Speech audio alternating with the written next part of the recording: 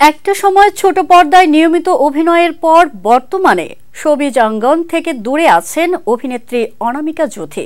সম্প্রতি সময়ে সংযুক্ত আরব আমিরাতে নিজের সেকেন্ড হোম গড়েছেন তিনি। এরই মধ্যে শনিবার ৬৯ লাখ টাকার স্বর্ণসহ চট্টগ্রাম শাহ আমানত আন্তর্জাতিক বিমানবন্দরে আটক হন এই অভিনেত্রী। বিষয়টি নিশ্চিত করে শাহ আমানত আন্তর্জাতিক বিমানবন্দরের জনসংযোগ কর্মকর্তা প্রকৌশলী মোহাম্মদ ইব্রাহিম খলিল জানান, গোপন সংবাদের ভিত্তিতে তল্লাশি করলে দুই যাত্রীর কাছ থেকে চুড়ি, চেইন ও হোয়াইট গোল্ডের চেইন সদৃশ নেখাত স্বর্ণ উদ্ধার করা হয়, যার বাজার মূল্য ৬৮,৯৬,০০০ টাকা। অনামিকা জ্যোতি তার দুই হাতে চুড়িগুলো স্কচ টেপ দিয়ে আটকে এবং চেইনগুলো তাদের গলায় সুকৌশলে লুকিয়ে বহন করছিলেন।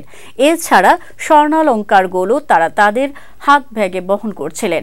তবে ঘটনার ভুল ব্যাখ্যা করা হয়েছে বলে দাবি করেছেন এই অভিনেত্রী। বিমানবন্দর থেকেই জ্যোতি জানালেন, আটক করার মতো ঘটনা ঘটেনি, কিছু প্রয়োজনীয় পেপারে সাইন দিয়েই বাসায় ফিরছি।